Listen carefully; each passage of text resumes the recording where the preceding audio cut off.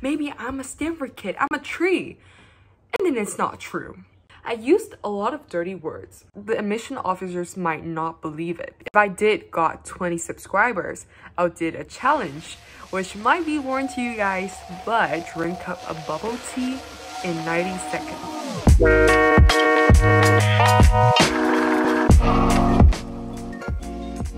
So hi there, this is Chaplin, and if you happen to see one of my college reaction video, you'll realize that I got into UChicago for ED2. But today I want to share with you some stats, extracurriculars, and the fun stuff. I think a lot of YouTubers will say this, like before I show you my stats, this is a disclaimer that this will not demonstrate like if you have a similar profile, you'll get in. And let me tell you, this is true. If you see one of my college reaction video, you'll know that I restricted early action Stanford. And the reason that I believe that Stanford is the right school for me is because I see a lot of profiles that are like on YouTube that are very similar to mine. They're like a little bit STEM focused, and they have like artsy extracurriculars, and they have kind of like a philosophical mind. And I was like, yeah, I am that kind of person too. Maybe I'm a Stanford kid, I'm a tree. And then it's not true. But it's really not. I got fully rejected. Congratulations to Stanford class of 2025, but whatever. Go Maroons. Yeah, so if you have a similar profile, it does of me, like, or whatever, so it does not guarantee you to get into any of the schools. But I still hope that you can like check this video because I'm making the video. Why am I reading myself? Anyways, it's just for a reference, and I hope you guys will consider this information helpful. Okay, good. So for GPA, when I was submitting all my application materials, I was having a unweighted cumulative GPA of 4.17 out of 4.3.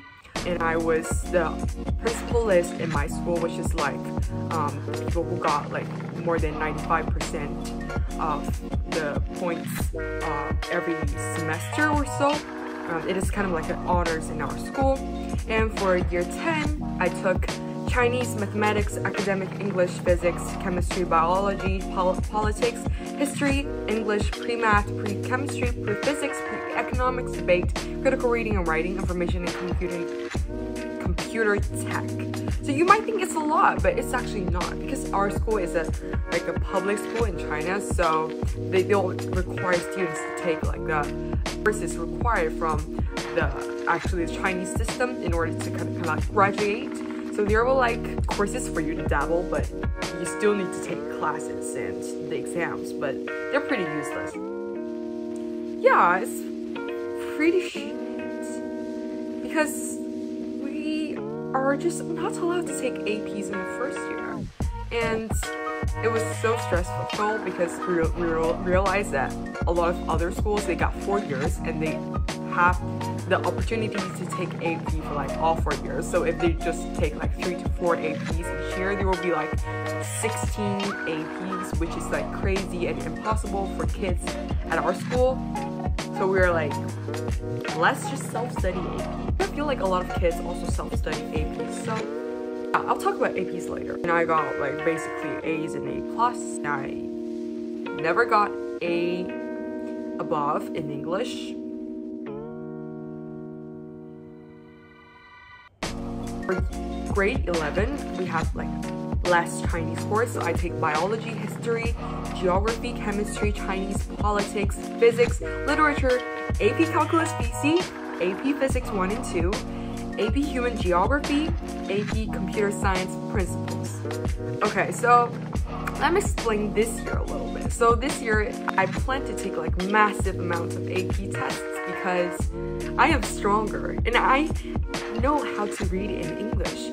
And I have a dream that I can have 10 plus 5s in APs, and I can go to apply all these Ivy Leagues. So it's like initially I wanted to take like 10 APs in a year, and the whole teacher's office is going like, Chaplin is crazy, what's she doing? She can never take 10 APs, which were true. I mentally broke down like 2 weeks later.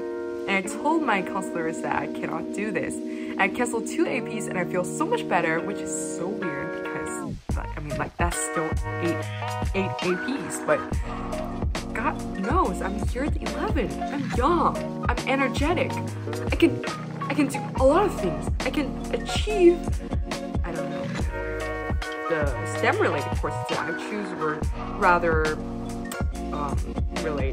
rather hard, but I really did not choose courses that are offered that are actually harder, like world history in my class. So that might be a regret for me, but whatever, I took it the next year. The next year, I took Chinese, mathematics, literature, AP statistics, advanced mathematics, AP psychology, AP world history, and drama. So this year's is a little bit different because I realized that, oh, I'm going to graduate and I really don't have that much pressure to do all those extracurriculars and competitions, and I might procrastinate. So in order to like have that motivation to grind, I realized that I should take the hardest course at school. So I did, and I usually did some mental breakdown. But whatever, nobody cares about mental breakdown, right? I really cannot say much about getting B's because I really did not get any B's. But whatever, I have pretty good friends of mine who got B's in calculus or B's in like a lot of courses and still got into UC Berkeley. And I think it's one of like the most selected programs, like Poli-Sci UC Berkeley, like a double degree program. I think that's pretty selected. For SAT, I got 1520, and for critical reading and writing, I got a 720, and for math, I got 800. I know, Asian kids. Mystery solved. Some of my Asian friends did not get 800, and a lot of them did not. Like, we're not good at math. We're just not. Like, maybe we're careless, but we're not good at math. And I didn't take SAT too. Well, this is a pretty new situation because for COVID, nobody gets to take SAT 2 in Asia. But some of the people did fly to Australia or whatever country to test. But I don't think the people who tried so hard get into a good college right now. But maybe they'll do in a few months because they're still arguing, right? TOEFL, I got 112, which I believe is pretty low. And quick disclaimer, I feel like the SAT score and TOEFL score I got for UChicago is pretty low, especially for international students, because, you know, international students always try to get the perfect score. There are still other aspects of my application that is like more attractive that moved admission officers to read on to my application materials. So AP.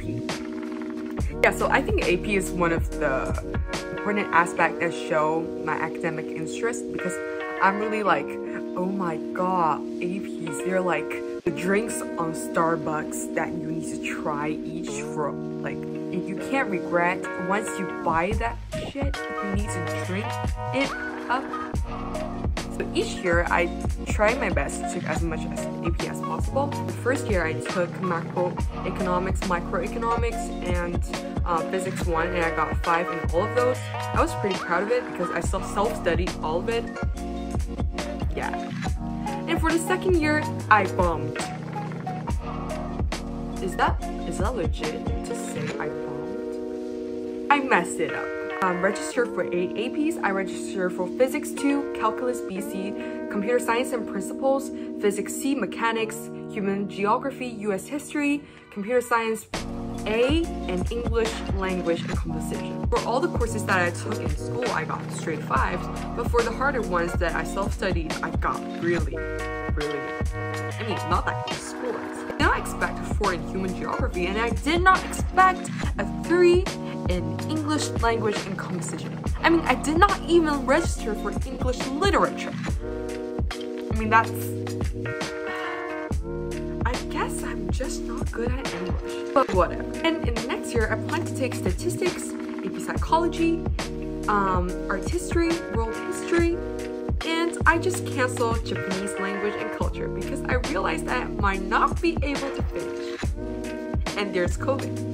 Another good excuse excuse to cancel registration. The fact is, UChicago did not give a lot of credits for APs, so much of the APs exams I took are wasted. But whatever, we love Chicago. The extracurriculars. So for extracurriculars, I feel like you really need to have your very correct standpoint. Let me tell you a story. So when I was applying for Stanford, I really tried to put those impressive activities up because I feel like they're the most unique ones, but you know, they aren't that unique because most people applying to Ivy Leagues were like crazy, and I'm not. But anyways, I try to put the things like startups up, you know, to the most important ones, like the 1s and 2s and 3s and extracurriculars. Well, they aren't really like the most important activities I have. So maybe this is one of the factors that will have the admission officers be confused about what I am doing. So I'll tell you guys about the actual extracurricular activities I submit for UChicago. Let me get my shit out. The mocha is really good. Everyone should have one. The first extracurricular activity I have is individual investor. I actually invested during COVID and with my dad, and I have a 70+% ROI, which is pretty cool. And I encourage you to try with stock simulation at first, and you can try with real money if you're really sure that you can make some return. The second activity I have is I established an investment competition with my friends, and it was pretty cool because I feel like at that time a lot of kids around me do not have the understanding of investment, and for a lot of the times they do not know what it is. So we have this kind of like game-based stock simulation competition, and a lot of people can participate in for free. Well, some have to pay, but this is really a cool experience, and I feel like it is really meaningful for me. So the third one I have is Taiwanese night market economy independent research. It is basically a research I did by myself in Taiwan when I had to like stay in Taiwan during COVID. Yeah, it was pretty cool. I basically looked into the operations and the kind of like management of the local merchants. Independent project to really showcase your kind of like your individuality and your personality and the things you really care about.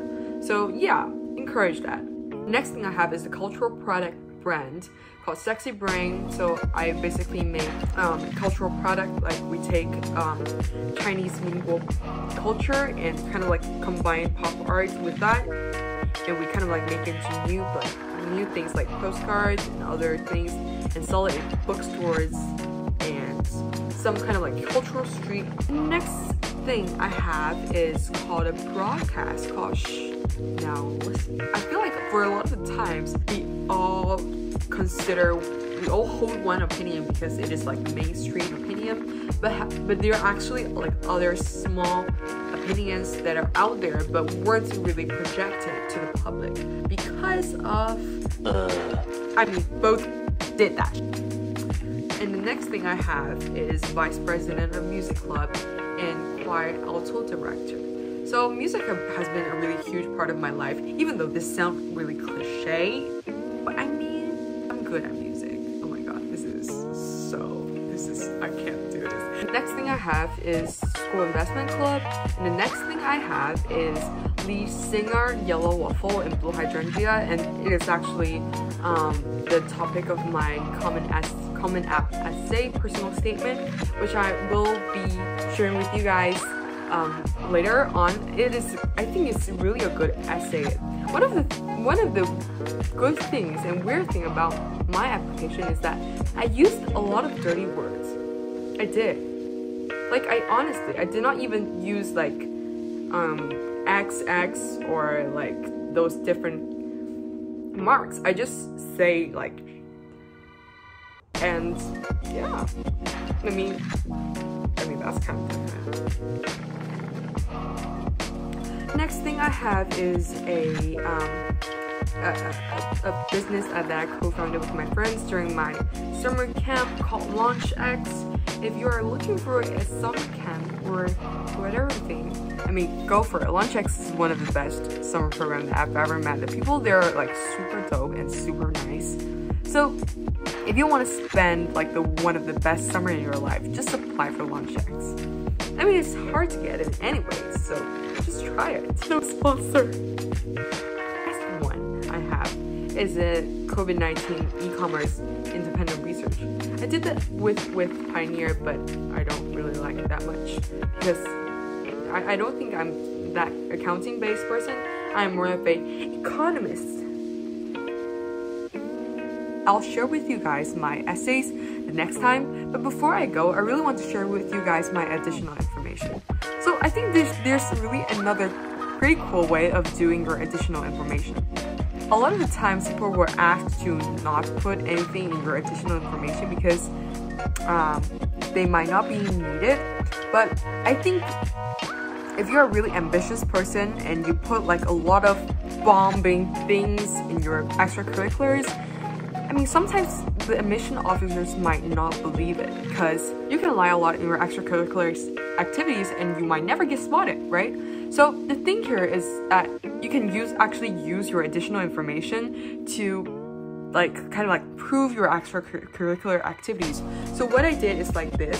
I basically tried to have videos or essays or whatever links that can prove that all my projects that I wrote in extracurriculars were real. And if the admission officers were interested, they might just click in the link and see your actual performance. I think that's really cool because if they can get to see things beyond essay, that's pretty bomb because not a lot of people can show the admission officers things beyond essays. And I mean, essays, even though you might cry for essays, videos are more direct.